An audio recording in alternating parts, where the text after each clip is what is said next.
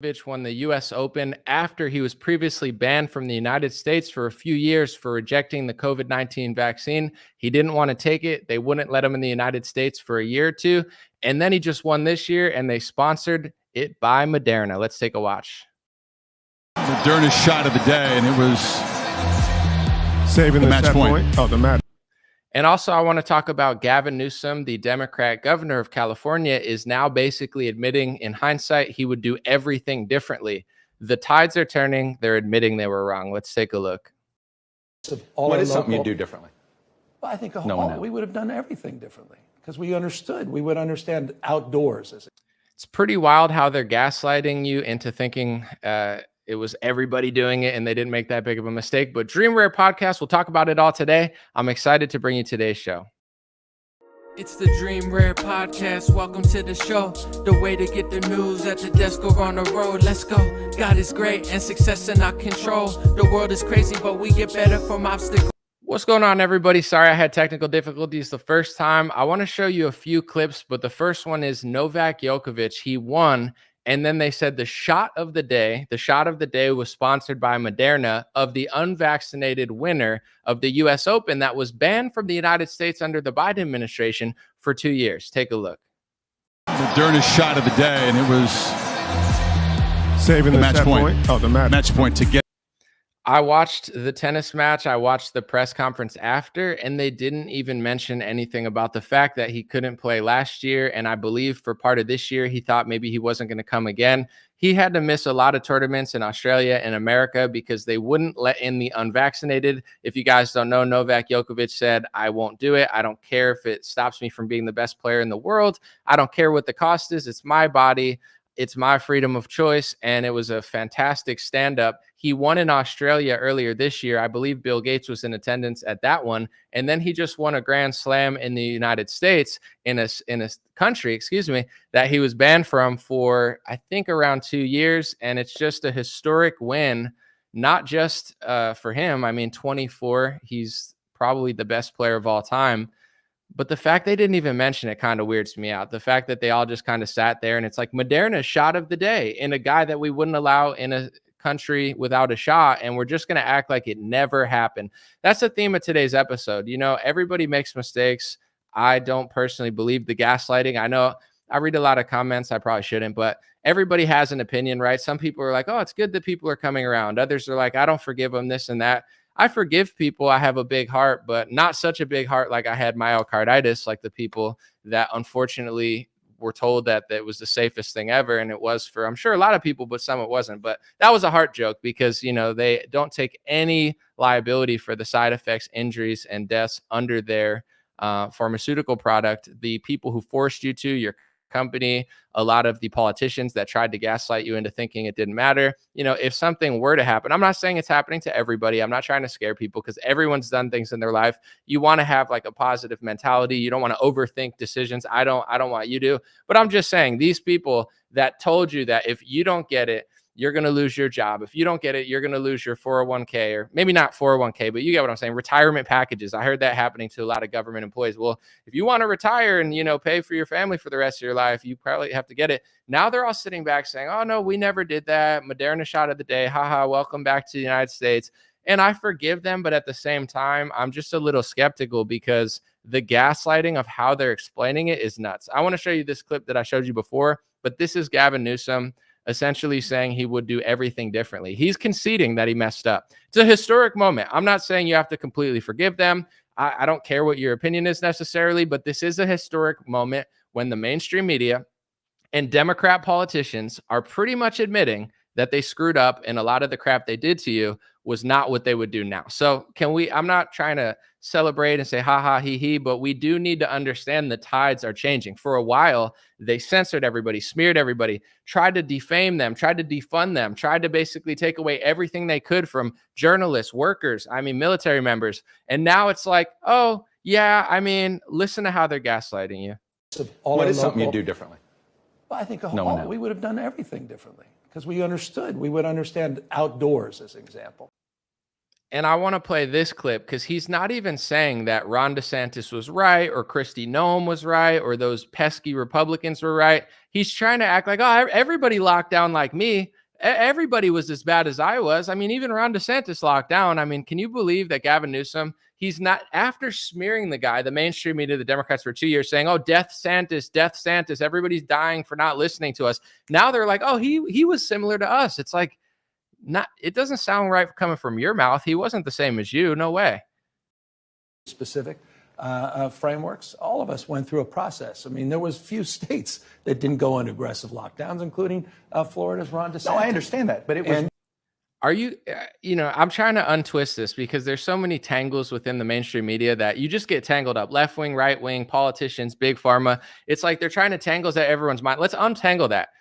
The gaslighting from politicians is almost at an A+ level. I mean, I don't buy it, but I understand psychologically why people buy it. For years, people like Gavin Newsom, for years, people like the mainstream media, mostly left wing, but in some cases on both sides, they were gaslighting, smearing anybody who dared report against them, against mask mandates or lockdowns or any of the policy, the Operation Warp Speed mRNA injections that they years later, now are finally changing their tune on. They smeared everybody. Sorry, gaslight's not the right word for this one. Smeared, censored, defamed, lied about. And now they just flip sides and it's like, oh, everybody locked down with me. What are you talking about? I mean, even DeSantis locked down. Sure, he did lock down for too long, but compare DeSantis's lockdown to when he opened up compared to Gavin Newsom's lockdown. This is not president versus governor. This is not opinion versus opinion. You can do with DeSantis and I would say Newsom, something you can't do with Trump and DeSantis, et cetera, which is governor. They both had pretty much the same power over their state. And you can compare, how long did Gavin Newsom lock down with his state? How long did Ron DeSantis lock down? When did Ron DeSantis open up? What was Ron DeSantis' stance on vaccine mandates and mask mandates? In every way, shape, and form, Gavin Newsom's lockdown was stricter, longer. I remember they tried 2 years later to bring it back 1 year. And it's like, what? It's been years. Like, what? You're trying to bring it back now? And this was all Gavin Newsom. And now he sits out there like, even DeSantis locked down. I mean, same as me. And it's like, do people who follow Gavin Newsom understand the mental magician? This is so much mental magic that even Scott Adams, who what does he call himself, a psychiatrist? He's like, I'm a wizard. I'm a clown. I'm a circus clown. I'm a psychiatrist. I'm a hypnotist. You're getting sleep, whatever. Scott Adams pretends to be like a trained hypnotist or whatever, that's his little shtick. But anyway, it's like the same sort of thing on the left-wing media where they're hypnotizing people. They gaslighted you guys for 3 years into thinking all this stuff was great. And now they won't even come out and be like, yeah, I was wrong and DeSantis was right, or I was wrong and Anomaly was right. I'm not asking for an award or anything. I know Pulitzers only go to liars who try to start wars and lie about Trump. So I'm never going to get an award like that. That's for the weasels and the liars who work for the mainstream media. They're fake awards. I mean, they're real awards, but when you get an award for writing about Russia collusion, that was pretty much proved that your writing wasn't true. Why are you getting celebrated for it? We know why. Anyway, long story short, it's just nuts. Are Democrats going to buy this and see the fact that now, after years of these type of people telling you that lockdowns were so good, mask mandates were so good, everything they said with the vaccine is exactly what they said, and now it's like, I wasn't that much different from Ron DeSantis, was I? I mean, he locked down too. It's a brilliant / evil mental manipulation game of like, no. Everyone was doing what we were doing. That's not what you were saying in 2020. That's not what you were saying in July, August, September, October, November. That's not what you were saying in 2021. You guys weren't saying, oh, yeah, that's what we're doing, what he's doing. You were saying, we aren't doing what he's doing. He's opening too much. He's giving people too much liberty. He's allowing people to do stuff.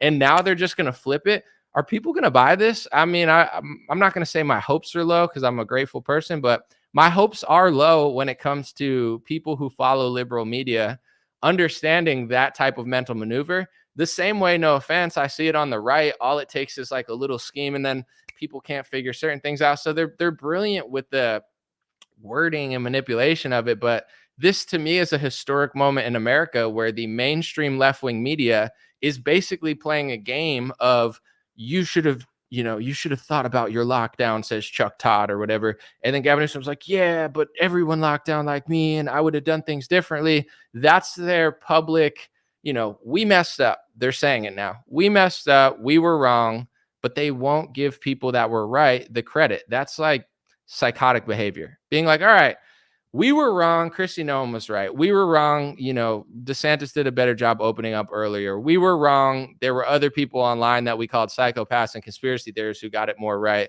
They don't say that. They're just like, we were wrong, but so was everyone else with us in unison. I mean, even they did something wrong. I don't know. What do you guys think in the comment section? Do you think that people are going to fall for this? Do you think that the audience that bought into mask mandates and the gaslighting goes bipartisan too, because now that Trump's running against DeSantis, he'll be like, oh, we did the same too. And it's like, not really, but I get what you're saying. Yeah, you both messed up and I get it, but there's no sort of accountability. It's just like, look, they all did it with me. Yeah, that's the problem. You guys are all doing weirdo things in unison. You're all locking down in unison. You're all Operation Warp Speed funding Big Pharma in unison. Moderna shot of the day with an unvaccinated winner. Really? That's America? It's gross. Remember when cool brands used to sponsor stuff, or at least it was just a drink or something? Now it's like Moderna, Pfizer. Nobody feels like this is a little odd. Every single commercial on television, every single, whether you watch UFC, basketball, it doesn't matter. Pill. Nobody's tired of this BS. Nobody wants to ask questions why America and New Zealand are two of the only countries in the world who allow a lot of this type of advertising. It's not even legal in like 98% of the world, if not more. I mean, you could do the math on that one, but I believe there's 2 countries that allow medical products that a doctor needs to give you that you can't get over the counter. They allow them to have television commercials, but most of the rest of the world knows that's disgusting. The rest of the world understands that big pharmaceutical shouldn't have that much space in your mental life and in your sports life and everything, but they do that in American media and no one notices. And you know why no one notices? Because the left is hypnotized by big pharma and the right is hypnotized by Donald Trump. And it's just like fake proxy wars, fake fights. I want to talk about other stuff later this week, so I'm going to save some topics on the First and Second Amendment, which the governor of New Mexico, I believe, is saying that she could suspend under an emergency. David Hogg said the right thing and said that was unconstitutional, and everybody knows about David Hogg. And then Michael Knowles said the opposite and says he thinks that she does have the power to do that. So it's like how easily the political matrix just shatters, where now David Hogg has more constitutional balls than Michael Knowles. It's like these people are jokes to me. No offense, but it's like, I say what I say because I'm watching what other pundits do, and they do a lot of like nothing. They do a lot of like left versus right. He. I hate you. I have my pillow. You have your pillow. We all got pillows. Whatever.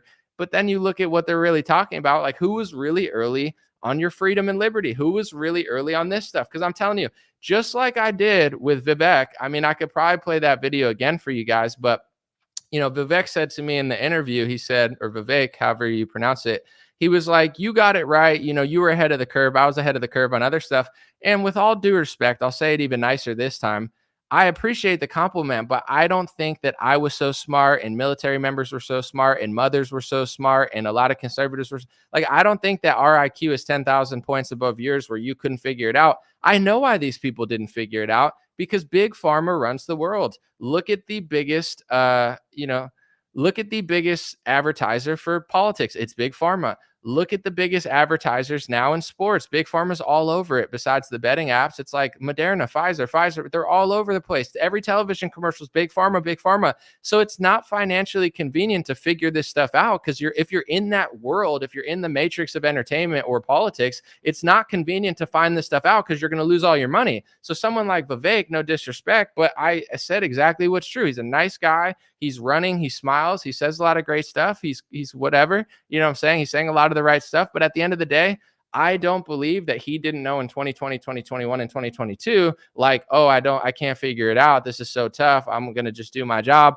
It's the pharmaceutical industry. You understand? It's like the pharmaceutical industry. If there's a pandemic and there's trillions of billions of dollars floating around, what's your job? To tell the truth to the people? Or is it your job to figure out a drug or a way in so you can rake off of that multi-trillion-dollar industry? Of course, but I'm just being honest. It's like, did Gavin Newsom figure it out now? No, the burden or the dam got so big, the wall broke, and now it's just like impossible to keep defending all the psychotic stuff they did. So they just flip on a dime and they're like, oh, I just figured it out. But so, DeSantis was just as bad as me, or I just figured it out. But, you were right, Anomaly. You're so smart. And I'm going to try to flatter you. So you buy it. Like, I get it. That's nice. I appreciate it. But I understand that some people like didn't know and everybody learns at their own time. But a lot of these politicians, a lot of these people in sports, do you know how hard it was to tell the truth in 2021? Like Aaron Rodgers got away with it and it wasn't easy for him, but it's because he's a major quarterback. He has a lot of money and power in the NFL, so he can get away with more.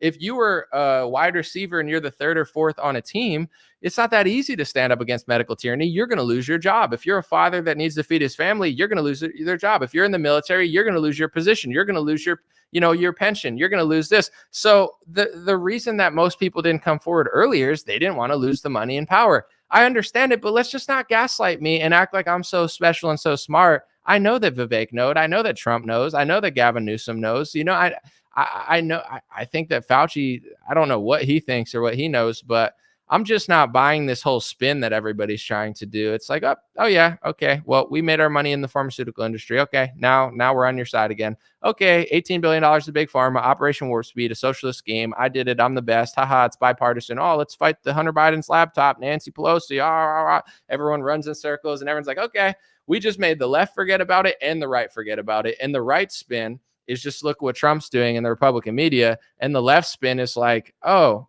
even Ron DeSantis locked down a little bit. And, we all know now because the experts were wrong. Experts weren't wrong authentically. The experts were wrong because if you look at the CDC and the FDA and the HHS, and you even go far back and you look at interviews with Mike Wallace in 60 Minutes when he was basically blowing the whistle on, I believe it was like a swine flu vaccine. If you could find that interview, I believe it's Mike Wallace, 60 Minutes. Maybe it's not CNN, but 60 Minutes, Mike Wallace, swine flu vaccine pandemic.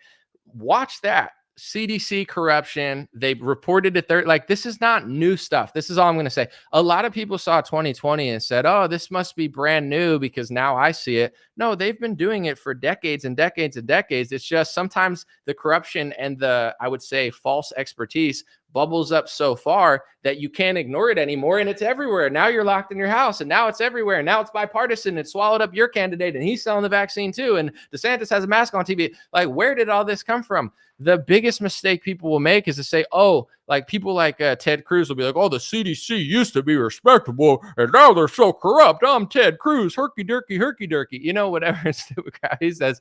Like, no, the CDC was not amazing 3 years ago and it just got corrupt overnight with Rochelle Walensky or whoever. That's not true. You could watch interviews from 40 years ago. That is like Groundhog Day to what we dealt with. Find that swine flu 60 Minutes Mike Wallace thing about the swine flu like it was injuring a lot of people. The CDC admitted that they like lied about a lot of stuff. It's all been happening for so long. So all I'm going to say is like that's a issue that has been running rampant in this country. And I don't know, I'm very passionate about it because when I look at health, the health of a nation, we're not a healthy nation in many ways. And I'm not just trying to point blame because a lot of that's technology, maybe natural progression. When you get too many things, you can't form families and communities properly anymore. I'm not just blaming it on one industry or one group or anything like that. With that being said, I do believe that the pharmaceutical industry has gone too far for too long. Kids are just sucking down Adderall pills, sucking down this. Like, everybody's got a problem. Everybody needs a pill. It's gross to even watch TV. I love the UFC and I hate the commercials because everyone's like, do you have psoriasis of the skin? Take this thing and your head might fall off and your bladder might explode and there might be 50,000 things that happen, but it's for your skin. It's like, get this crap out of my face. I'm so tired of it. Long story short, that's really the stories of the day.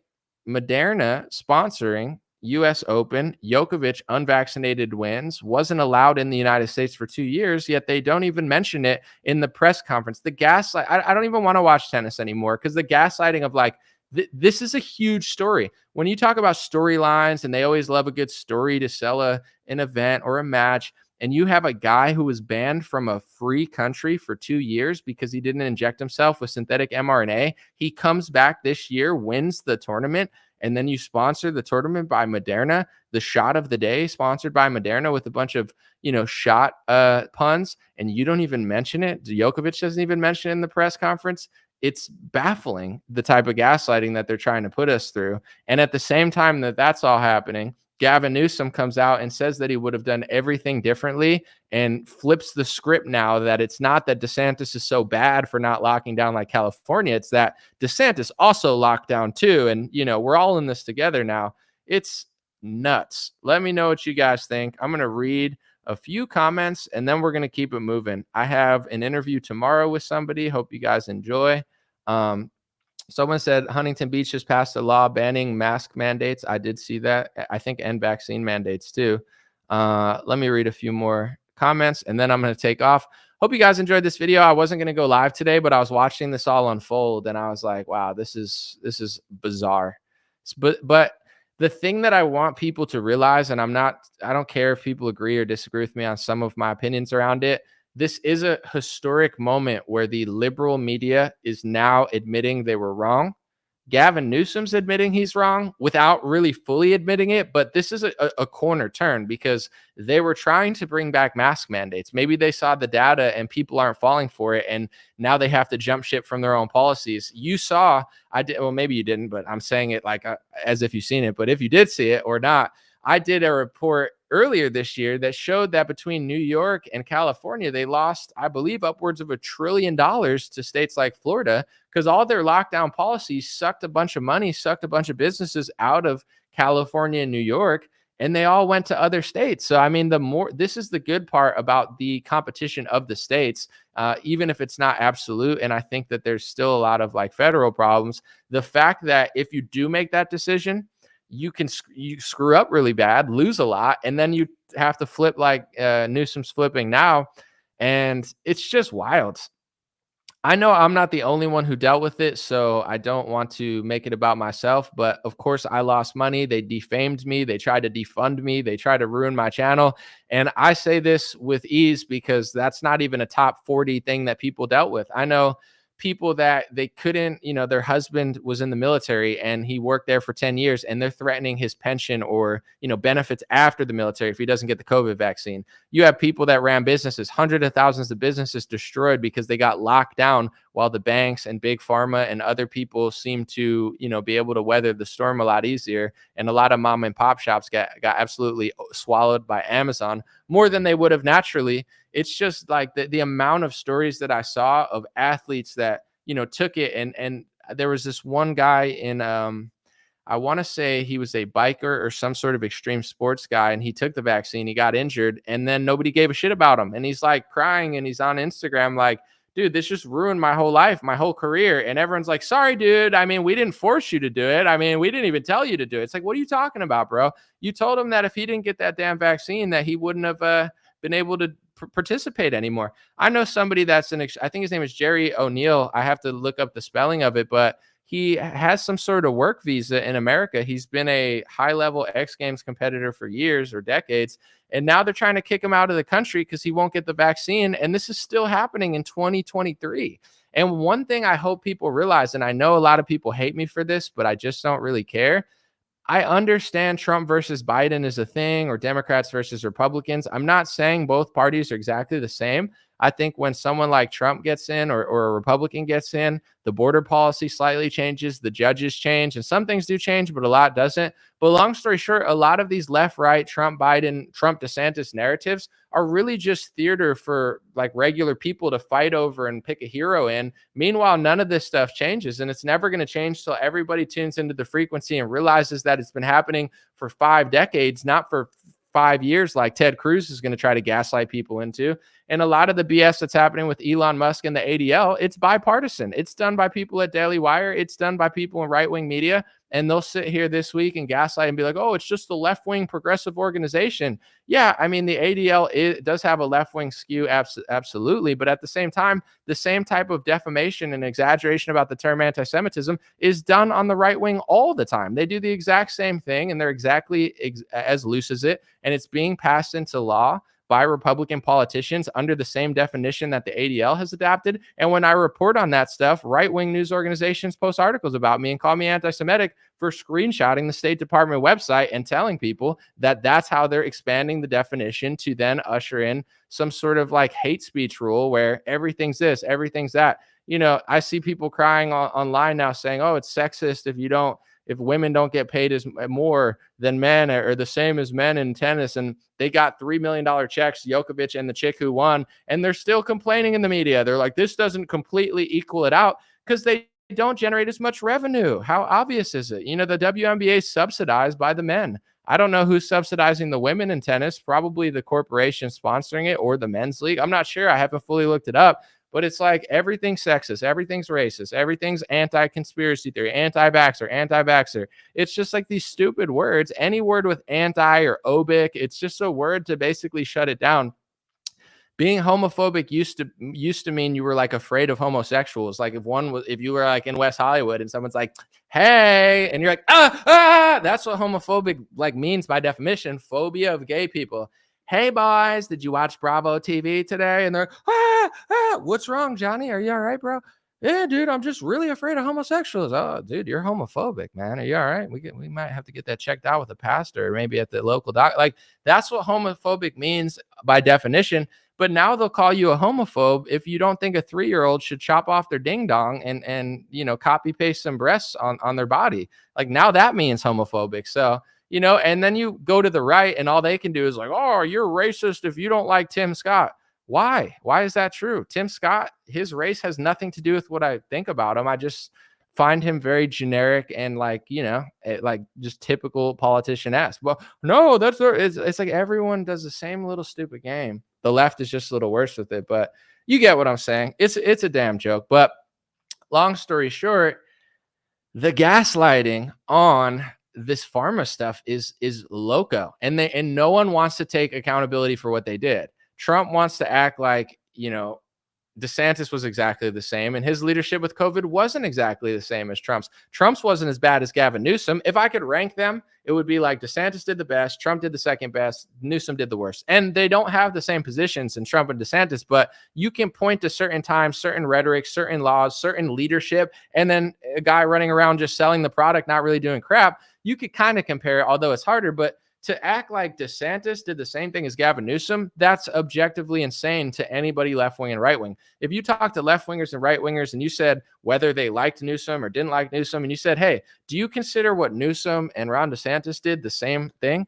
Nobody would think yes. Literally like 99% of the public would be like, no, I like what they did. No, I don't like what they did. No one thinks they did the same thing because they didn't. And he's trying to act like that's what it is. Someone said I'm cursing again. Did I curse? I don't remember cursing, but who knows? I was in a flow state. Maybe I did. Anomaly, are you going to speak to your thoughts about 9/11? Probably not today and probably not tomorrow. I usually do on 9/11. I'll probably share a video of a 9/11 video that I find fascinating, but I have an interview scheduled tomorrow, and you'll just see tomorrow. I mean, I might just say it on this podcast, but now that media is being sneaky and just like watching me and stuff, I want to be like more just pop up when I pop up, not announce things because they're being sneaky. Let me see. Someone said, unindoctrinate our society. The government are not our people. Take it back, our friends. I want to say this. What do you think the play is right now to try to, I'm not going to say win the narrative because I think the truth is the truth. So it doesn't matter if you try to win it or not. But like Democrat media and Democrat politicians are basically saying we were right without saying we were right. They're basically admitting it now and flipping the narrative. How do we play this? Because it's like, you know, I don't want an award or a thank you, but I want people to know. And really, I mean, I think a lot of people owe a lot of people an apology. If your company tried to force vaccinate you, they owe you an apology. If the government locked you down or, you know, some of the stuff they did was nuts. Andrew Wiggins is a player for the Golden State Warriors, right? He got the vaccine because the government of San Francisco, the Democrat government, said he had to get it in that with that team. Think about how insane this was, right? So every team could play each other, but Kyrie Irving for the New York Nets, I think he was, right? Yeah, he was on the Nets, and then, or the Brooklyn Nets. And then you had Andrew Wiggins over in California and San Francisco. Those two local governments decided that they had a vaccine mandate, but opposing players from another team could go into that arena and play there. It was the stupidest, most illogical, most anti-science, most insane mandate ever that made no logical sense, no matter what politic or what, you know, level of health education you are. It was a clear fraud. Like how can Kyrie Irving not play in this stadium, but players from another state that are traveling all over without a vaccine can come and play there, but he can't because the state decided. Like, it was crazy. Long story short, Andrew Wiggins won the NBA championship there that year. Andrew Wiggins made the All-Star team for his first time in his career. He had like a career-saving moment, won all these awards, and still regrets taking the COVID vaccine. He got bullied into it. He didn't want it. He wasn't a good enough player to like sit out and still have his career not in jeopardy. Like, he would have been kind of screwed because he's not as high level as Steph Curry. I mean, he's great, but he was in a weird position. He was a high ranking pick. I believe he was the number 1 pick overall. He hadn't really played as good as people thought he was going to be for years. So he was at a point in his career where he couldn't really afford to sit out. It would have been a way bigger deal than someone else. He got the vaccine. He won, got the All-Star game, and he still regrets it. That's how, that's a powerful moment, because the Democrat government of San Francisco decided he had to, and the NBA, most people in that organization were following suit. They probably didn't have his back. They probably didn't do much. Someone did a super chat to argue with something else. Oh, you're saying, change your background, bro. It sucks big time. You could do better. Someone else said that to me recently. They were like, what do you think about this? It looks like you're in your living room. I was like, I am. There's a moment where I'm going to change stuff around for sure. But I have this, I'll just be very transparent with you guys. I manage myself. I do a lot of my own stuff. I do my own production. I do music as well. I do shows. I travel. I go to sports events and like network dues. I do a lot of stuff, and I self-manage it. So everything I do is kind of like a time question. Like, do I want to do this? Do I want to build an entire set? Do I want to move? I definitely think it would be smart at a certain point, but every time I do something else, it just takes like weeks away from my job, where I'm like, if I could stand here and get 5 million views, then who really cares? My biggest, and I'm not saying you're wrong, you're totally not, but my biggest video recently was a video that I made without a microphone. I had none of my equipment. I was at someone in my family's house. I took a thing, I edited it. It took me an hour to edit. I put it up and it got 10 million views. It got like 5 million views on Instagram. It got millions of views on Twitter, hundreds of thousands of views on Facebook. And it's like, I absolutely should, but what does it say that I could get more views than 99.9% of people without it? So I'm not saying you're wrong. It definitely makes more sense aesthetically. But with that being said, I'm not aesthetics. I mean, I don't think I look horrible. I think there's worse people out there that like aesthetically you don't want to look at. But long story short, that kind of makes me stand out. There's a lot of people that have a lot of stuff going on and nobody really cares what they say. So it would be smart, but I guess on my list of priorities right now, it's pretty low, because every time I try too hard to do something, it doesn't do what I wanted it to do. And when I don't have expectations, it's way bigger. So it's one of those weird things where it's like, it's fascinating. I mean, some things that happened this week too are really interesting, mostly really, really good things, but just certain moves I make, getting the results, it's interesting stuff. Someone said that's like my logo. That it's a huge painting, by the way. The wall's just really far away. Bob Ross background, all black. The lighting isn't good too. Like, most people have professional lighting people, etc. It could be well lit. Like, that's green, but you can't really see it because it's dark outside. It's all good. Thank you, Carol. Appreciate it. Someone said, like, it's your voice, it counts. But these are decisions to make. You have to understand, and I know people do understand, that at a certain point, you're at a fork in the road. Do I go this way? Do I join forces with somebody? Do I start my own company, media thing? Do I even want to do that? Or should I just get involved with someone else that I like and trust? I'm not really sure. To be honest, my whole life has been somewhat of a gamble. I'm kind of just like winging it. When I was in my 20s, I was like, I'm gonna be a rapper. I dropped out of school because I had record label meetings, and I was doing bad in school because I wasn't trying. And I was at West Virginia. It's crazy out there. A shout out West Virginia, great place, but crazy school. And I was like, you know what? I'm confident in myself. I believe in myself. I know that this is not a good move, like to drop out of college, but I don't want to pay the money, and I believe I'll succeed. So I dropped out of college. I started working other jobs. My whole life's been a gamble. I never thought I would be here. I never even meant to really be here in this format. I never thought I wanted to do like politics this way, but one thing led to another, and everything else has kind of been like a spur of the moment. Like, I make a video, it gets millions of views. It didn't even take me that long. So that's kind of been my life. I'm really just winging it. So the results I've gotten are amazing. I'm super grateful. It's almost beyond thought, and dealing with it is definitely, is definitely been interesting because I don't, a lot of people that get to this level, they have a high organization, they have heavy planning, they have a team of 50. With myself, it's like, yeah, I got here, but I didn't really plan everything out as well. So it's definitely smart to do that. And I'm not saying you're not wrong. You're completely right. It's just, that's my story.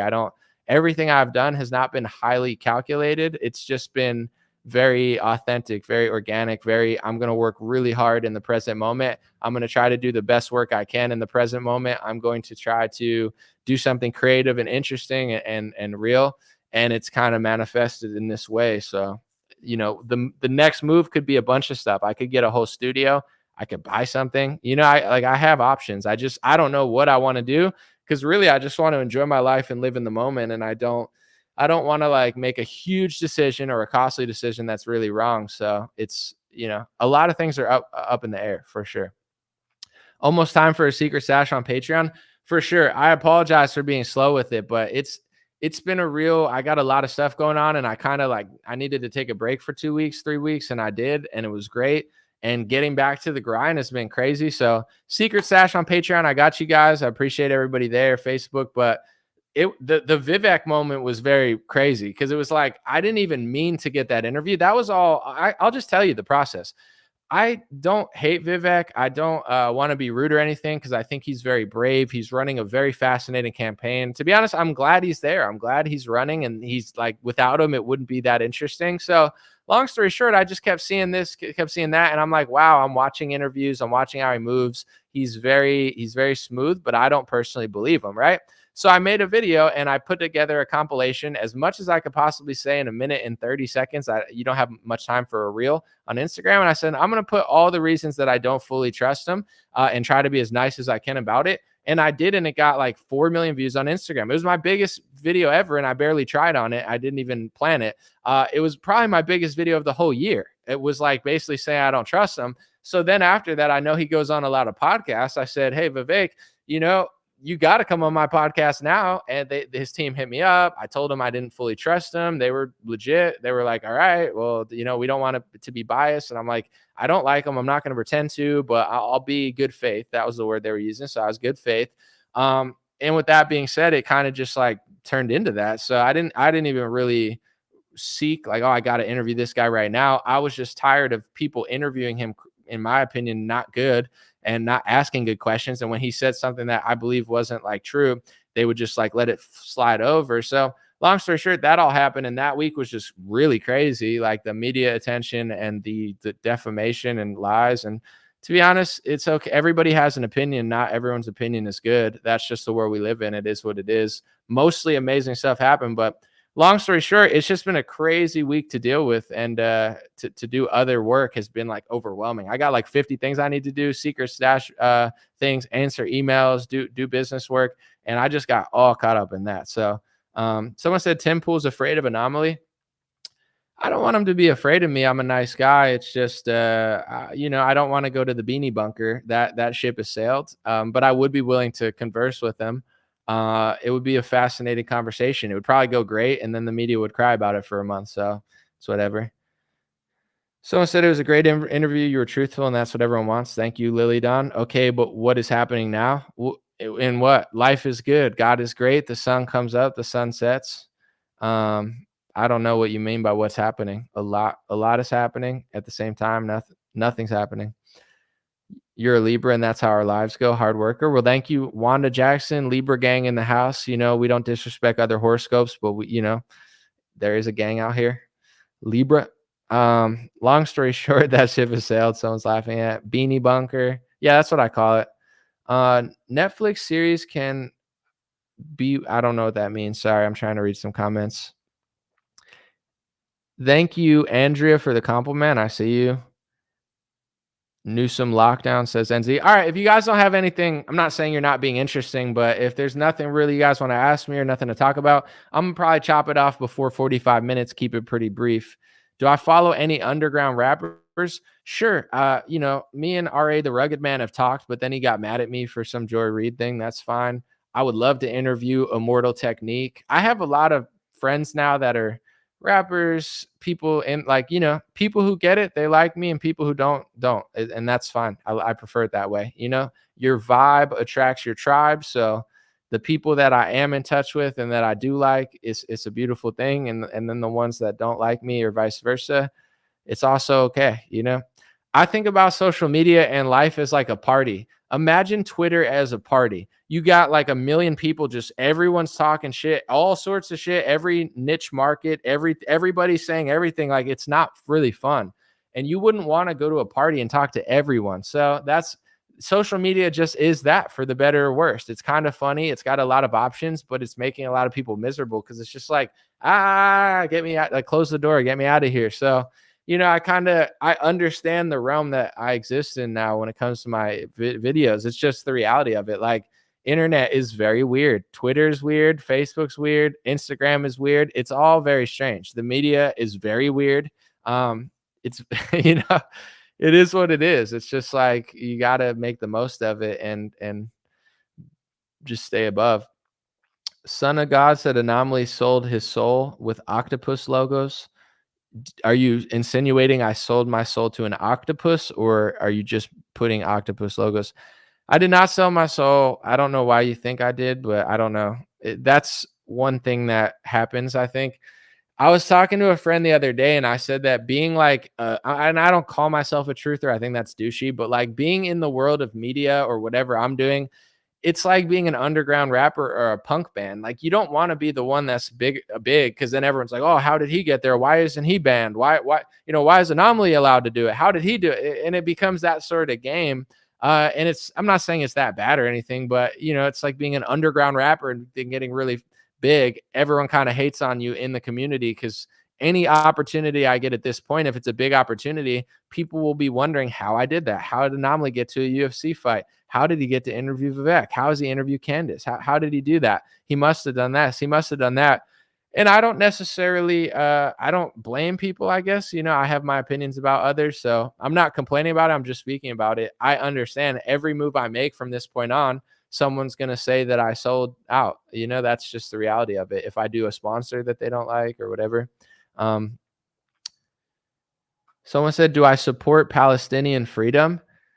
When it comes to Israel or Palestine, I just don't think my opinion matters. Like, I don't run the world. I'm not the Balfour Declaration. I'm not a Rothschild. I'm not a Palestinian, ancestor who's been there for thousands of years. I don't think my perspective even matters. Like, Palestinians are pissed. Israel's pissed. They fight. What does my opinion matter? The same person would say, do you support Israel's freedom? Do we have a right to exist? Do we have a right to exist? You guys can figure it out. I think both of you have a right to exist. Absolutely. And how that line gets drawn and whose side that is, it's for you guys to decide. I mean, am I here to tell people what country it is? I'm not Genghis Khan. So, it's like when people, and I'm not fully comparing it, but like with America, some people will be like, this land should have never been yours. You stole this land. I'm not George Washington. It was not my decision. Someone said, I guess you're being neutral. I mean, I've seen some messed up stuff. I've seen some messed up stuff on Twitter, but the thing is, I haven't been there / investigated enough to understand, like, okay, that looks pretty messed up, but it's a Twitter video. Like, what's the context of it? So you can call it what you want, but that's my authentic opinion. I don't think I'm going to stand in the Middle East and tell people who's what. It's not really up to me. And I've never even been there. So I don't really fully understand the dynamic, besides that Israel came in the 1900s and people were there. So there's a dilemma, Let me see. I would love to see you do an interview with Tom McDonald. That would be chill. Let's see. High five from the heart, bro. Thank you, Metasoid. I'm not Genghis Khan. I'm not George Washington. So yeah, I mean, it's true. I know my role. It's above my pay grade. I have strong opinions about certain things, like, and to be 100% fair, I know the press is psychotic and they don't care, but this is my authentic opinion. I could go as hard as I want. Nobody's stopping me. My authentic opinion when it comes to Israel and Zionism and the relationship between America and Zionism and Israel, my analysis has always been, when does one country and one thing supersede the Constitution? I don't hate liberals, but if a liberal in New Mexico says that they have the emergency power to suspend the Second Amendment in some form, I don't believe that. I think that that's tyranny. So I'm always analytical in the sense of like, when does this cross the boundary into a hate speech rule? When is this going to be used to infringe on my amendments? And I hate to sound selfish, but that's kind of my analysis, and that's always what it's been when it comes to Israel and America's relationship politically, and donors and lobbyists and definitions. That's how I've always spoken about it. But also, when you talk enough, people will you talk about topics when it comes to race, religion, people, there's someone black, someone white, there's going to be accusation said, and there's going to be uncomfortable things, excuse me, that people say that's going to be taken out of context. Like, that's why the George Floyd thing was so big. Yes, it was a police versus person event, but there was a lot of, I would say, polarity to make that such a big event. People get killed all the time. People get killed in gang violence overseas. And I'm not saying it's right, it's wrong, but this captured the heart of the nation, and not just necessarily because it was a cop. It was black and white, cop, guy. You know what I'm saying? He was on drugs, but some people said the drugs killed him. Some didn't. They didn't want you to even talk that he was on drugs. There were multiple different, reports of what had happened. And then it became a race thing, and then Black Lives Matter. And if you don't like this, you're a racist. And, these type of things happen all the time in this country. And I would say, if you're a podcaster, a news host, or an analyst, and you talk for hours all the time, you're going to say things that piss people off. You're going to say things that people will deem racist, sexist, xenophobic, anti-Semitic, conspiracy theory, anti-vaxxer. These are words that just mean I'm shutting down what you're saying. I'm not going to talk about the quality of it or the content of it. I'm just going to say it's bad and I'm right and you're wrong. That's what those words mean. When it comes to vaccines, just saying anti-vaxxer is what does that mean? Do you hate them all? Are you against them all? Why are you against them all? Was your kid injured? Were you injured? Like, is there any sort of context? Like, what are you talking about? Are you blaming every company or just these ones, or the PrEP Act? There is no curiosity from the media to figure out what you're talking about. What is Aaron Rodgers talking about? What is Kyrie Irving talking about? What is Anomaly talking about? What's Trump talking about? What's he talking about these drugs for? What's Joe Rogan talking about? They don't give a crap. They don't care. They're basically like, I would say, a propaganda army of big pharma at this point, where they just say, our job is to make you look as crazy and conspiratorial as possible, even if what you're saying is 100% valid. And the media does this with race. The media does this with religion. The media does this with big pharma. You could see what's happening with Elon Musk and the ADL, and that type of anti-Semitic, battle of what the word means and who's doing what is being had all the time. It's been happening for a while, and it's a bipartisan thing in both parties and in both media companies. It's not just left wing. It's just to a different extent. Same with all topics. So the left tends, in a lot of topics, usually tends to be worse for whatever reason. I don't think it was always that way, but once Trump came around, it feels like the left doesn't even try to pretend like free speech matters. I don't, like, some do a lot, like there's progressives or whatever, different groups that understand it. But if you follow most mainstream Democrat media and politicians, they are not, like, the First Amendment really annoys them, but they pretend like they like it, but they don't like this. And it's been a really weird 6, 7, 8 years. And outside of politics, obviously there's left and right, conservative, liberal, big government, small government. There are differences that are historic. I also think there is a battle going on. It's like a spiritual, emotional battle where it's like, whose ego is bigger? Who has too much envy and pride? Like, who's sinning out? And the left for the last 8 years has had a way bigger ego. I think right wingers, I thought, used to have a bigger ego, and I used to think that Republicans were worse. And I might have been wrong about that back then too. But when Trump came around, the left's ego just went astronomical. They knew everything. They're so much better than you, and Trump's so bad. And they stopped making sense. But outside of their political opinions, the left just had a bigger ego. And it's like they couldn't admit that Trump might be right about something, or they couldn't admit that not everything's racist, or they couldn't admit a border wall makes slightly more sense. And none of that was allowed. And then it was like, the right was picking up steam because they were leaning into truth more. And people might not like what I'm about to say, but it's my analysis. Once 2020 came around and Trump kind of half caved, and then instead of being like a freedom leader, he started running around saying Sweden should have locked down, Georgia should stay locked down. Like Trump was wrong more than Georgia, Kristi Noem, DeSantis. He was slower to get to reality of what's going on. And it really took him way too long. But long story short, once that shifted, the right started shifting. It stopped being like, we're right and the left's wrong. We're honest and we have a lower ego and the left's going crazy. It became this game of like, well, we don't care about those things. We just care about left versus right. And we just like Trump, so we'll defend anything. Like, and it just got weird where even to this day, people comment like, you don't understand. Trump rushed the vaccine to save the world from a lockdown. That's not true. That's like a psychotic hallucination that you create because you like a politician. If Hillary Clinton did Operation Warp Speed, you would not be saying she rushed it to save the world from a lockdown. If Bill Mitchell or Ted Cruz did it, you would not be saying that because it's not true. It's like a ridiculous statement. It would be like, Joe Biden's going to save the world by cutting off all oil, and Joe Biden saved the world when he printed trillions of dollars. Like, it's as crazy as what the left's saying, but people on the right say it because they just defend their guy and they're losing their minds too. So it's like, are they better than left wingers? Sure, if they're not like chopping up 7-year-olds, private parts and transgendering kids before they even know how old they are, like, yeah, I guess the right's better. Sure, for sure. But it's not good. Like, people don't want to admit that it's gotten really weird over the last 3 years. And that's how I see it outside of left and right. Yes, there's policy. Yes, there's judges. Yes, all of that. But it's like an emotional, psychological battle where it's like, how big is your ego? Can you admit that you were wrong? Can you admit that the experts were not the experts that you thought they were, left wingers? Or are you so into yourself because you have a PhD and I must be smarter than this person because I have a college degree? Sure, college is amazing. If you studied law or something, it's very beneficial to get a higher level education.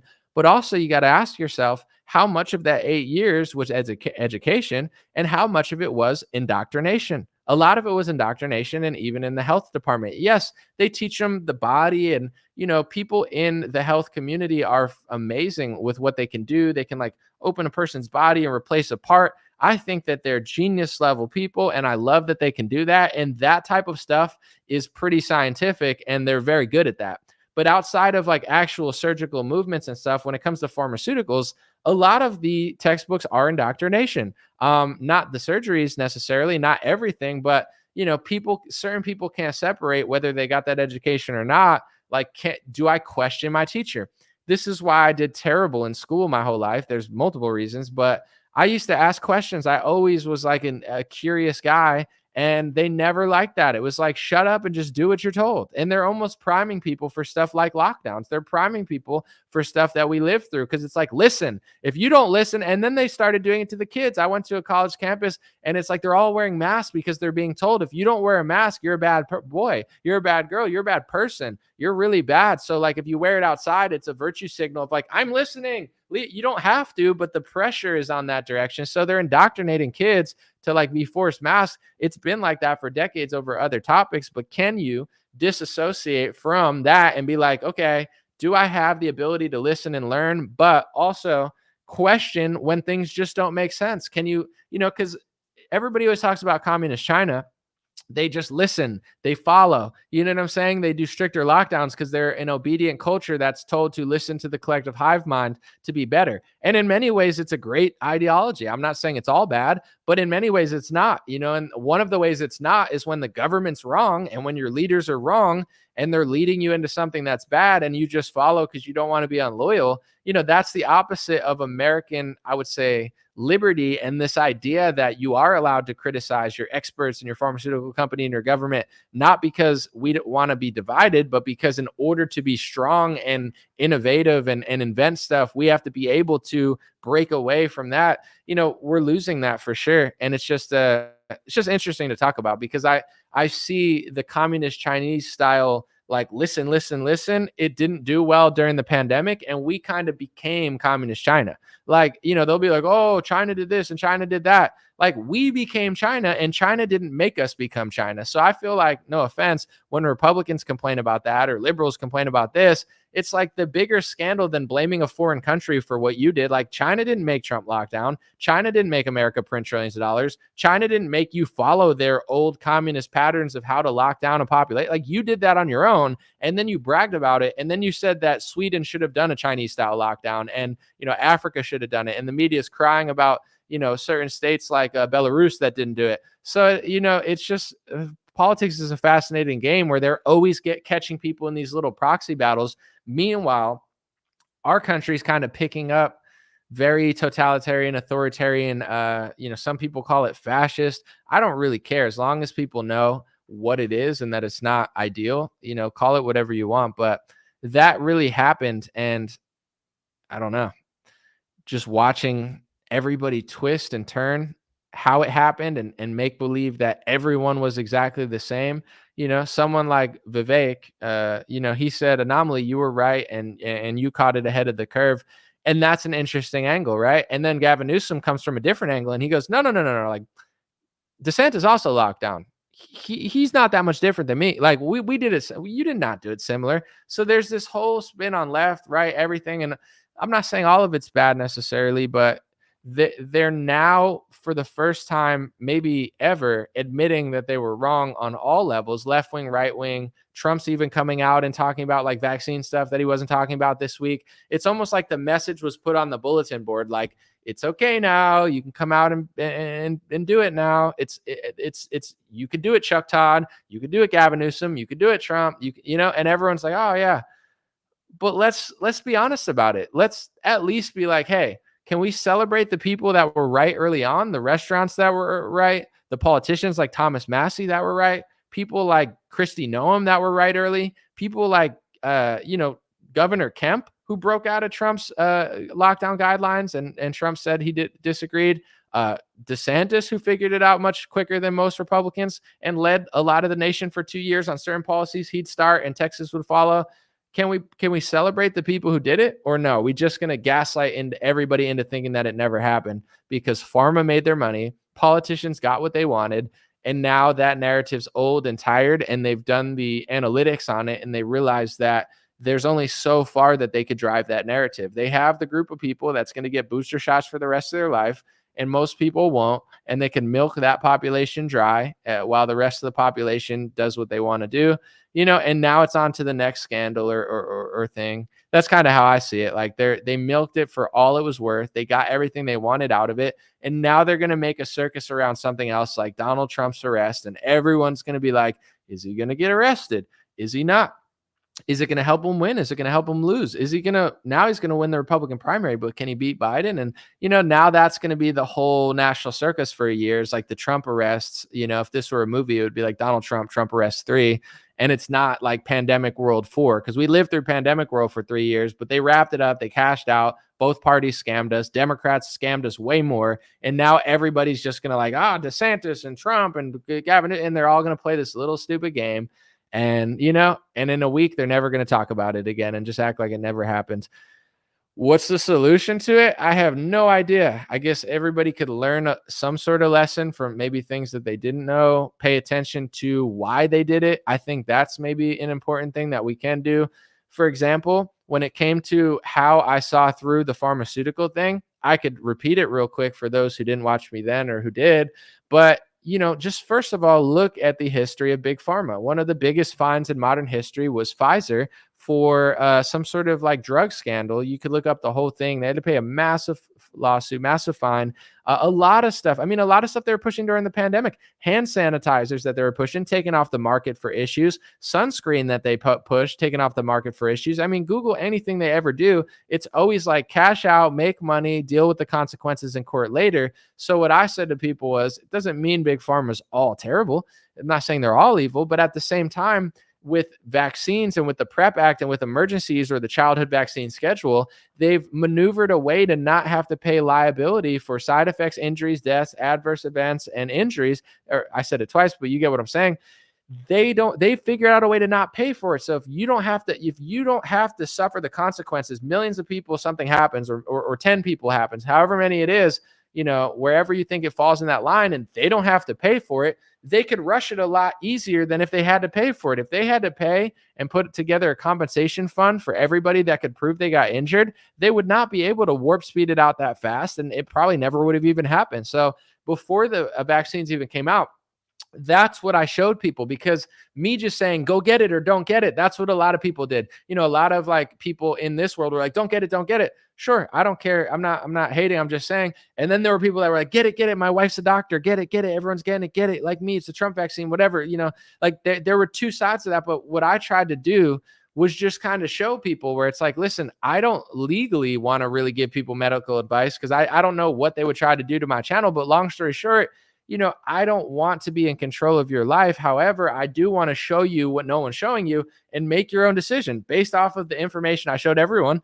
I didn't get it. I think it was pretty obvious the whole time, but it's like, instead of telling you what to do, let me show you the reality of how the industry works and the liability works. And from that, you should be able to make your own decision, or at least have more pieces to the puzzle. And, I think that is why this all panned out the way it panned out.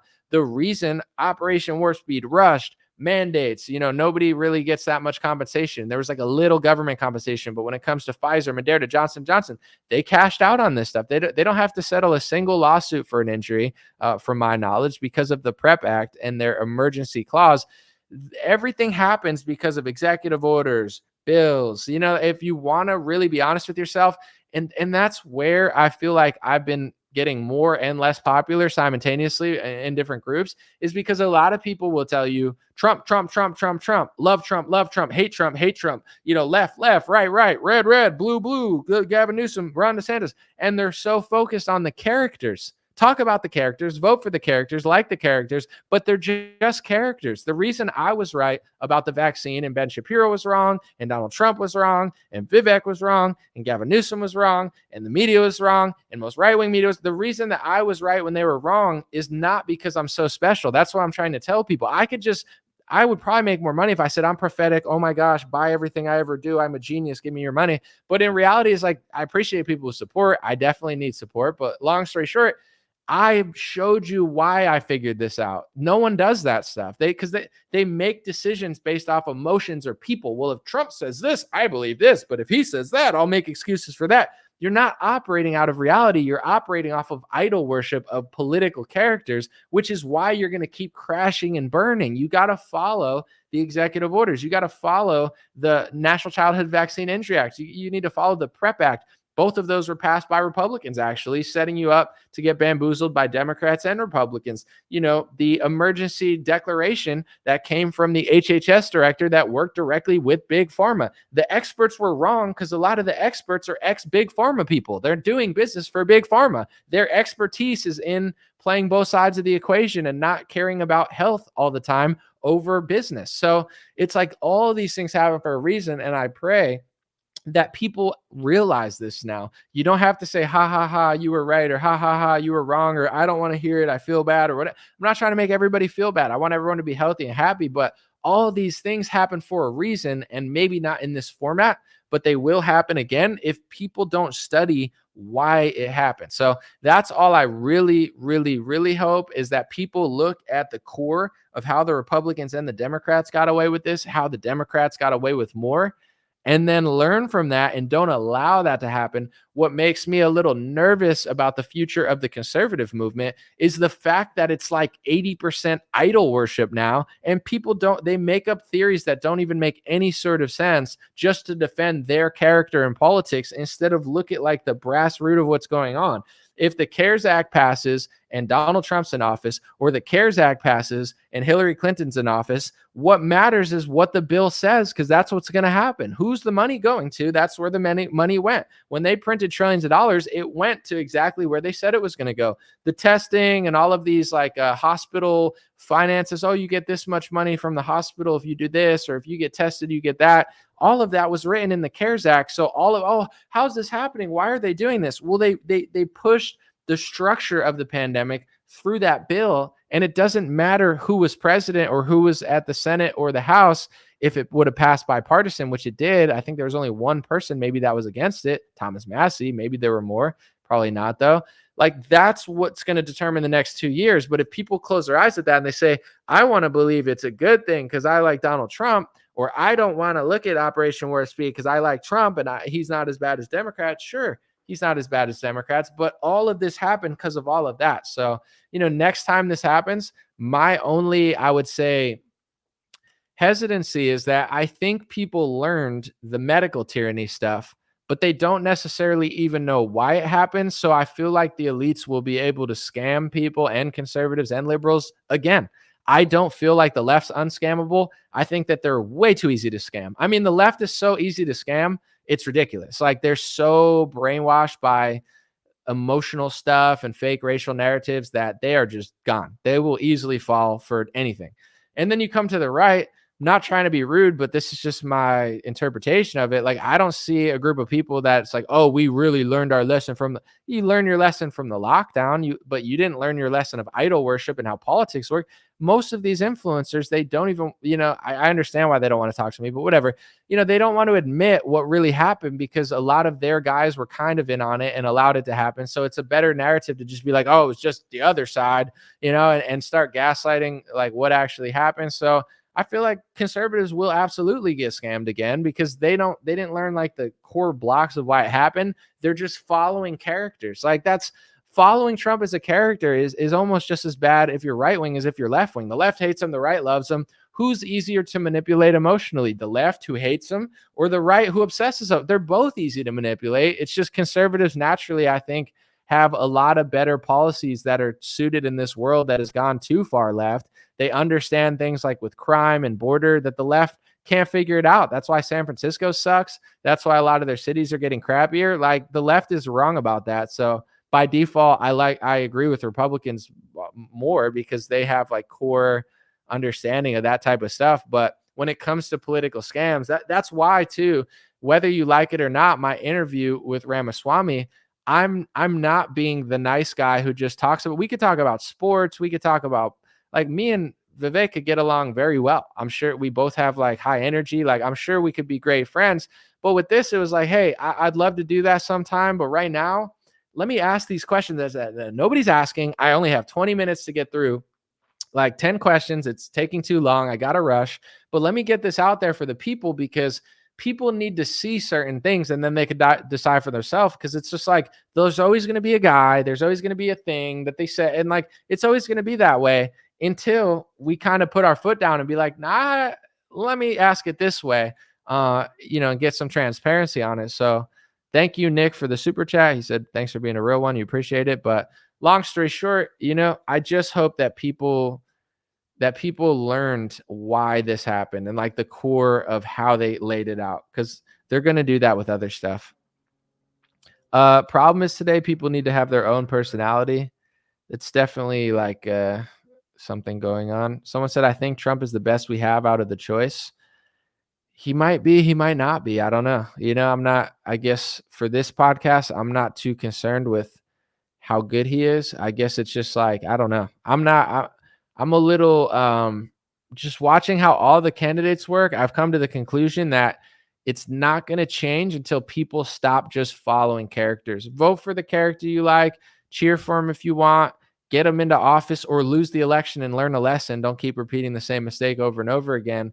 But once that happens, you got to snap out of like idol worship, sports ball, fanatic mode and go into, this is a politician who fell short last time. And, he will do the same things again if I baby him. I feel like that's how I see it.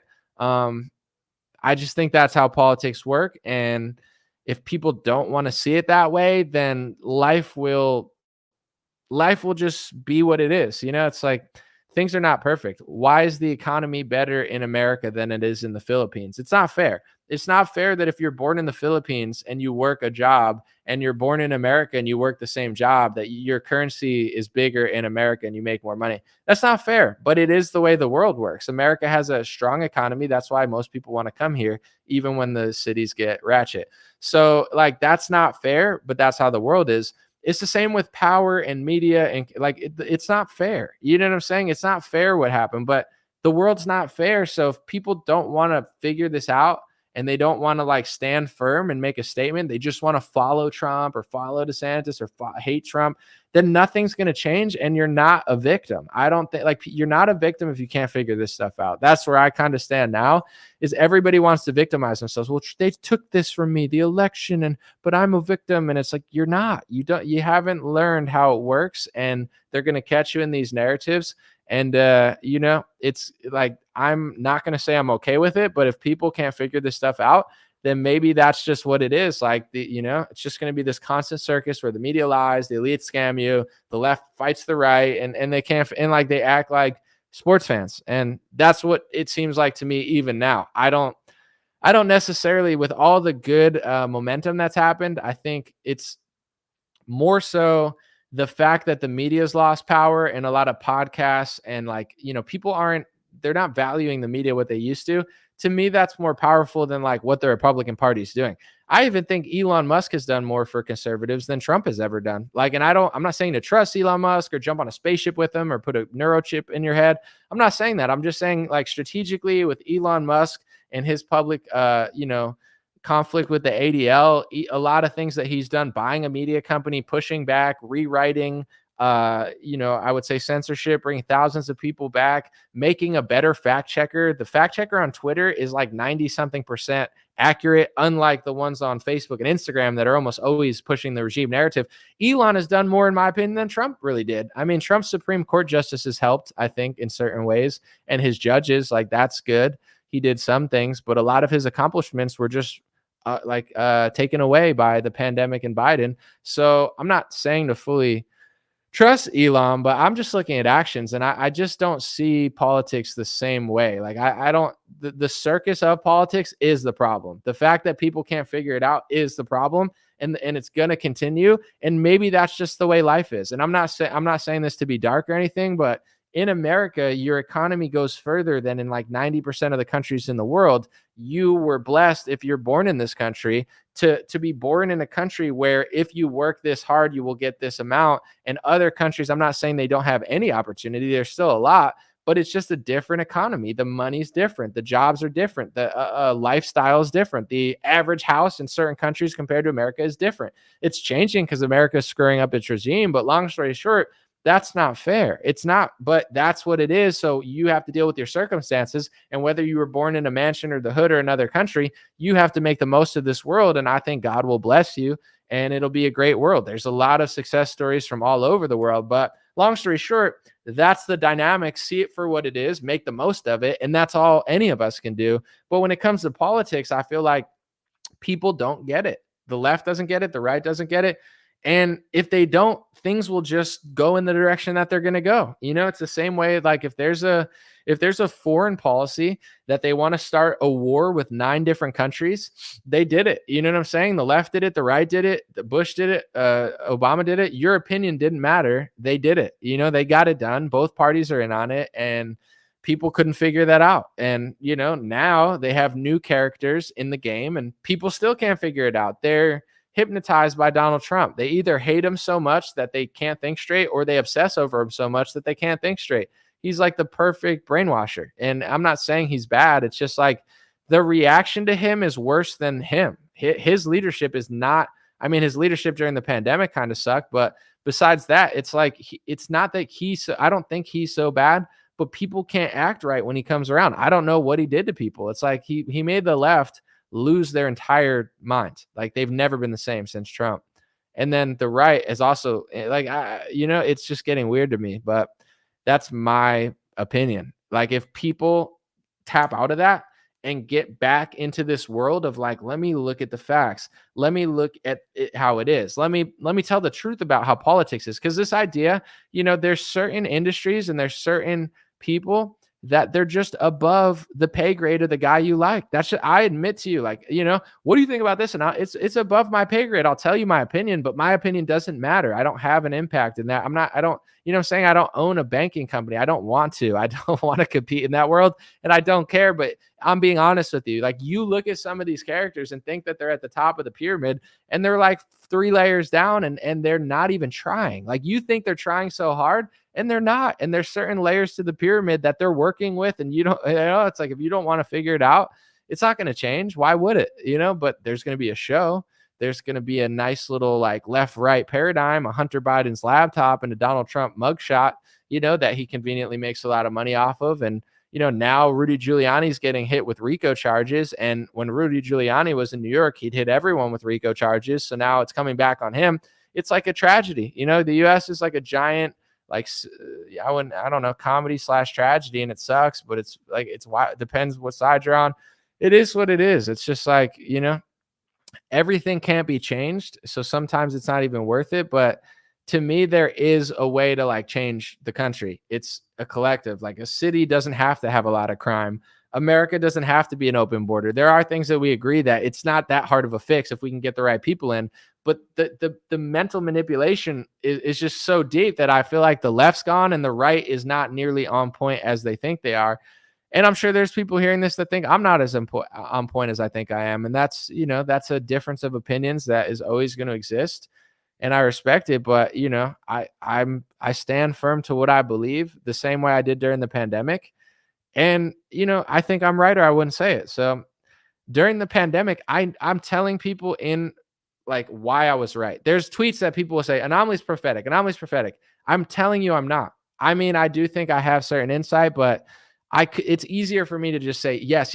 I'm so great. I'm so smart. Ha ha ha. I knew and you didn't. I'm trying to tell people who knew and didn't knew why I knew. There's a reason I said what I said. I didn't just close my eyes, look up to Jesus and say it. I wish I could tell you I did. I researched. I saw the proof that Trump was not doing what I thought he was doing. I saw the proof that Big Pharma was in with both parties. I saw the proof that Republicans and TPUSA and all these organizations that tell you they're going to save you, that they were like levels behind on certain topics. And I'm not even saying it was nefarious, but I'm trying to show people all the blocks that got me to that point. And that's how I see stuff today. I'm not always going to be right, but my opinion's not just based on like that. Yes, I have feelings. Yes, I have instinct. But like when you put 20 different pieces of the puzzle together, it's obvious.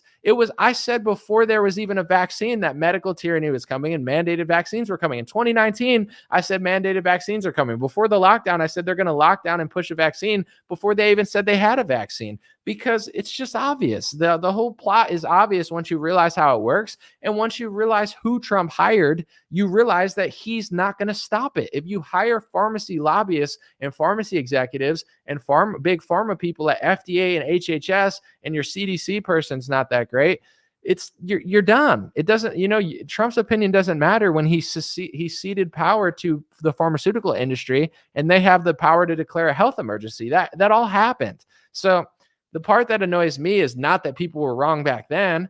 I'm not trying to rub it in. The part that annoys me is like people don't even want to know why they were wrong. So they're just going to keep being wrong because their opinions are based on nothing. It's based on idolizing a politician or hating a politician. The left is wrong about a lot of stuff because of Donald Trump. It's not Trump's fault. They just can't handle Trump. It's like Trump says something and they just disagree. They don't even know why they disagree. Oh, that's fish cleaner. That's fish bowl detergent. Like they don't even know. It's just like, how do we oppose Trump? How do we make him look crazy? How do we make him look stupid? How do we take this out of context? So their entire failure to the pandemic was mental manipulation of just opposing what Trump and Republicans say and acting like it's a crazy crackpot conspiracy theory.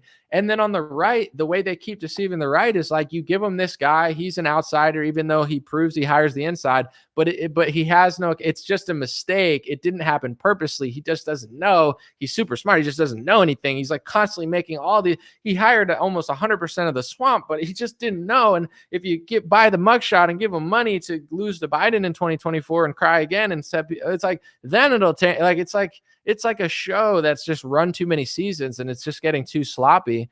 It's like a Golden Girls season 12 where it's just obvious at this point, but people just can't get over it. I hate Trump, but it's like, it's season 10. They just sold the rights to some feminist. And you know what I'm saying? It's like season 10 Star Wars. They sold it to a feminist. The plot's garbage, but you just want to watch it because you like Star Wars.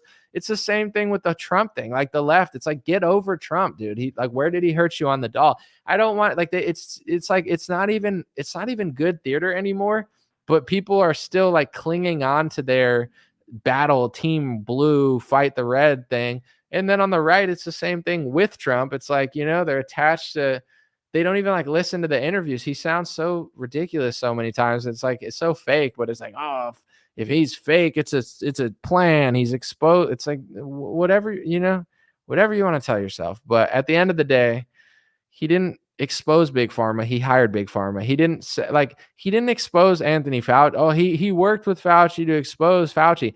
Fauci's been exposed during the AIDS epidemic. Fauci, I'm not going to say it's exactly the same, but Fauci's already had his moment in the spotlight. He's had scandals. He's had lies. Everybody's known this for 40 years. Trump didn't expose Fauci. He just blew it to Fauci. But if everyone wants to pretend like if the left fails, they failed. If the right fails, they failed. If the left works with them, it's bad. If the right works with them, bad. But if Trump does it, it must be a 5-dimensional chess plan because I don't want to face reality.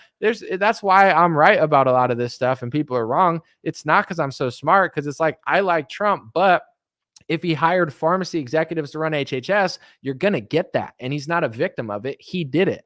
I mean, one of the main reasons that I respect DeSantis on some level, he's a little sneaky on a lot of levels, but he hired Joseph Ladapo for Surgeon General. Joseph Ladapo's a real outsider. If you hire an outsider for your Surgeon General, you get different results. If Trump hired an outsider for Surgeon General, we would have had a different pandemic. But Trump's Surgeon General sucked. Trump's HHS director was a Big Pharma guy. I'm sure he's a nice guy, but you know what I'm saying? That's what he did before. So it's like, you get what you hire.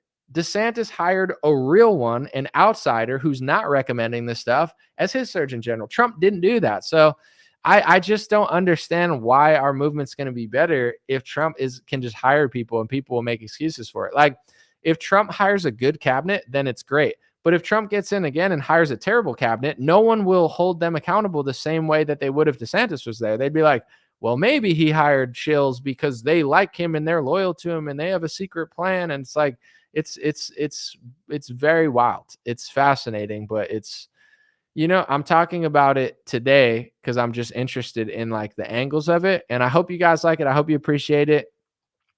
We will see. Someone said Larry Elder is the only candidate not getting coverage, and he's been a consistent voice for his whole life. I'm gonna be honest. If this were like an election where my opinion mattered, I like Larry Elder more than most candidates by far. He's just, I don't know. He doesn't have the money. He's not running a good campaign. I don't know what to tell you, but he's falling far behind despite being so famous. I think he ran a lazy or a sloppy campaign. I like Larry Elder more than most candidates by far. I don't know that it's necessarily he's not running a good campaign in my view. He's not getting out there. He's not like Vivek is doing a good job of overcoming certain things to get his face out there. Elder's not doing as much as he probably could, and I don't know that he hired a good campaign team. That's just my opinion. Maybe his campaign team's great, but quality-wise, Elder is a legend. Campaign-wise, it's like he's not even running, Someone said, dude, that's why you should vote for him, even though he's suing the RNC. I don't think I'm going to vote for Larry Elder. I'm not inspired to this election, but we will see. Larry Elder's playing 500-dimensional chess. He's great at going. I mean, he does a lot of things good, but I think he's really good at unraveling the race narrative. Like Larry Elder is an expert at going against liberals, white or black, and just telling his story and making them look stupid. I think he did a great job when he ran for governor against liberal media. He did a great job on Charlemagne the God's podcast. I like to call him Charlemagne the Fraud, because calling him a god, like I don't buy into people that false idolize themselves. So we'll just say Charlemagne the Fraud. He did a good job. All right, a few more and then I'm gonna take off. Someone says season 33, the orange villain gets the right to booster up a Tesla plan. Luckily, he wasn't for the booster, but do you remember the Bill O'Reilly point where like Bill O'Reilly's like, I got the shot. Did you get the booster? He's like, I get the booster. I get the booster. And Bill O'Reilly's like, I did too. And it's like, yeah. The only way to beat the vaccine mandates is to listen to the vaccine mandates. And then we could cry when they come. Oh, I can't believe they mandated the vaccine. Well, if 80% of the population complies to it, it's a lot easier than if 50% of the population complies to it, isn't it, folks? Who would have said, listen, I just want to tell you guys that anomaly is not your friend, okay? Anybody that does not get on their knees and lick my boots, when I say lick my boots, the polls are wrong. 100% of people like me, okay? And everybody who doesn't is a Democrat, okay? I was the father of the vaccine. Give me credit. Do not give credit to Fauci. It was me, Donald J. Trump. I'm the father of the vaccine. Oh my gosh, maybe by vaccine he means therapeutic. No, I mean vaccine. I mean like the mRNA shots, the Pfizer, the Moderna, the Johnson & Johnson. Great family, great people. Johnson & Johnson love me. Let's bring them on stage. Oh man, that's a code. I mean, the code, he's exposing the Johnson & Johnson family. I'm not exposing them. I like them. We hang out. We eat shrimp. Oh, shrimp. Think about shrimp. Ocean. Who else was in the ocean? Obama. Chef. Oh my God. Chef. Oh my gosh. Trust the plan. Epstein. Listen, you guys are really creeping me out. It's really creepy, but at the same time, you guys love me. So since you love me, I'll pretend like you're not creepy because you'll vote for me. Oh my gosh, he's co-signing us. I wouldn't say co-signing you. I wouldn't even let you into Mar-a-Lago. You look dirty. You look ugly. Your shoes are dirty. I wouldn't even let you in, but you could stand out there and cheer for me in the rain because I need your votes, okay? Oh, okay, sir. Does that mean you're gonna fight Big Pharma this time? Maybe, maybe not. But if I don't, you'll make excuses for me. So who cares anyway, right? Right. No, right, sir. Yes, sir. Right. It's like kind of funny. It's like a tragedy and a comedy, you know? But I don't know. I'm not an expert, you know. The experts are Rochelle Walensky, Jerome Adams, and a bunch of winners over there. Someone said, could we stop calling this thing a vaccine? You can call it whatever you want, but I don't know what else. What do people call it? mRNA therapy injection or something? A genetic. It's not a genetic. Okay, that's a conspiracy theory. I don't know. Everybody's fact check. Fact check. That's not a genetic. It's just a totally normal good boy shot that gives everybody good boy powers. You're protected from hospitalizations. Okay, I mean, if the fact checker said it, where's the fact checker based out of? France? Why am I being fact checked in America by a company out of France on Facebook? I don't know. It's just crazy. Like, I don't need it. I don't want an apology or need one, but it's like there's media trying to make me look crazy last week. And it's like everything I was talking about for 3 years that had nothing to do with race or religion. It was strictly like analytics. I was analyzing data out of Israel and America, and I was talking for the people all over the world. And there's not a single article that's like, yo, Anomaly was right about this, or Anomaly, like, wow, how did he know 3 years before the pharmaceutical CEOs and the politicians and the media? It's like, no, they never admit they were wrong. But this is to be expected. They do it to Trump. They do it to DeSantis. They do it to everyone. That's just who they are. They're just fake. And nobody really even believes them anymore. You know, it's like they just pop out articles. They just say whatever they want. They know that defamation's hard to win. And people are caring less and less. Like, you know, Russell Brand probably has more impact than CNN. Russell Brand's like, dude, I just tripped shrooms in Peru, and now I'm talking to David Icke. Isn't this crazy? You know? And people are like, oh shit, I want to hear that. Like Russell Brand has 20 times as much power as CNN. No one cares, you know? People will listen to like Ben Shapiro more than that too. He's like, listen, my wife's a doctor. Okay, you should listen to me. My wife's a doctor, and I'm going to talk about a country, but don't say I talked about the country because then I'm going to say it's hate speech or whatever. It's like, whoa, okay, I got you, dude. I'm listening. Now Ben Shapiro crushes. I don't know. The mainstream media just, I don't think it is what it once was, and I don't think anyone cares that much anymore. Someone said if they're making you look crazy, it means you're over the target. For sure. I remember when they wrote an article during the pandemic where they're like, Anomaly has this crazy conspiracy theory that says that the government's using the pandemic to get more control. Could you believe that? It was like NPR or something. And it's like, are you serious? Like, it's not even debatable. The government absolutely used the pandemic as a means to get emergency powers. That's not even an opinion. That's a fact. The debate would be, is that good or bad? You know, the government did that. Is that good or bad? That's the debate. good or bad. It's not the fact that they did it is not a conspiracy theory. It's a fact of reality. And they're sitting there writing stupid articles about me during the, can you believe this kooky conspiracy theorist on Facebook said that the government is using the pandemic to get for more power and control? I mean, that's nuts. It's literally what happened and everyone knows it. So who's going to believe this stupid article? And then they're like, fact check Florida versus California. And then like they admitted I was right in the fact check. They're like, he's technically factually analytically right, but that's wrong because we said that it's wrong. It's like, what? Like their fact check article was so stupid. It was one of the most frustrating things because like I don't care what other people do, right? Some people say, Anomaly, I hate your show, but I watched for 2 hours. Why? That sounds terrible. Go do something you like. There's internet, ESPN Plus, Netflix, Daily Wire's got to like, what do you like? Go do that. You know what I'm saying? You like playing chess on your phone. Maybe you're a Candy Crush guy, Candy Crush Soda, the sequel, the saga continues, you know, whatever you want to do, go do it. But I don't even care if people listen to me. But with that being said, when it came to the pandemic and the censorship restrictions and the fact checks, it's like, not only are these dummies not just doing their stupid thing, like I do my thing, they do their stupid thing, and we coexist. They're like coming onto my channel. It's like putting up a wall on my channel, and they're like, don't look here, don't look here. And I'm like, who are you putting a wall up on my channel? They're like, we're based out of France. Why is France fact checking me? Who are you though? Like, I don't know. I'm just some guy. Like, who's paying you, or like what organization do you work for to think that you get to block my channel that I've worked so hard for, and Facebook's going to let you do that because you're from factchecker.org or whoever stupid organization. Like, can you come on my podcast? You know what I'm saying? Like, can we debate? Can we talk about this? Make me look dumb, right? I'm so dumb. Make me look dumb. Come on my podcast. It's like the fact that some random person could just block off your thing, and but it was such a weird time, and and things have never got less weird. But and then TikTok, yes, took my money. That's true.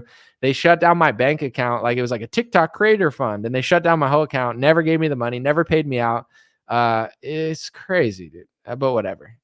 I just, at the end of the day, I almost just laugh at it because it's like I don't like it, and it is very annoying. But that's the world, I didn't ask for these rules, but that's what they are. So it's not, life is not going to be easy if the government says that they could shut you in your house and close your school for a year because there's a virus that they conveniently made a lot of money on a vaccine with. And then the government and the pharmaceutical industries are in lawsuits over who really has credit for them because they want the financial.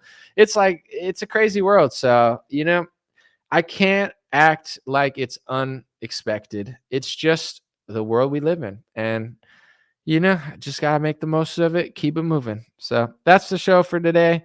God bless you guys. God bless your family. God bless America. God bless the world.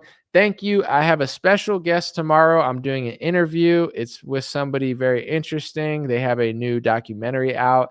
I hope you like it. It's going to be a pretty chill interview for the most part because I've already interviewed this person this year. So I've already talked about a lot. So hope you enjoy it. Should be a good episode, and hope you enjoyed today. I had fun. Hope you did too. God bless you guys. God bless America. God bless your family. God bless the world. Dream Rare Podcast, random, rare Sunday episode. Was fascinated by Novak winning to a Moderna ad and was fascinated with Gavin Newsom. Wanted to talk about it. Did. Thank you. W. Have a good one, guys. Hey, what's going on, my friends? Just a few ways to stay in touch and support if you'd like to. The first way is dreamrare.com. We have blue beanies, black beanies, pink hats, other colored hats, freedom versus tyranny shirts, stay blessed long sleeve, God is great long sleeve, and lots of more cool items coming soon. Dreamrare.com. Check out the shop to support. Everything's made in the United States. Handpicked by me. Patreon.com/raretalk for $5 a month. You can help support me, support the show. If you haven't noticed, unlike other channels, I don't work with very many sponsors, sometimes none at all. And part of the way I'm able to do that is with the dreamrare.com shop and patreon.com/raretalk. So thank you guys for keeping this show free, unimpeded, uninterrupted. I'm forever grateful. My free email list is stayintouchwithme.com. So check the links below in the description or just type in on any browser, stayintouchwithme.com, all one word. You'll find my email list, put it in there, and it's the least annoying email list you'll ever be on. I barely use it because I don't like getting emailed every day or every week. It's annoying.